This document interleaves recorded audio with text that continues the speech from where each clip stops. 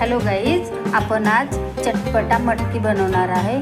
तर इथे 1 वाटी मटकी आहे, वाटाणा आहे, चाट मसाला आहे, कोथिंबीर घेतली आहे, 1 लिंबू आहे, टोमॅटो आहे आणि 1 कांदा आहे। तर आपण याला आता बारीक असं चिरून घेणार आहे।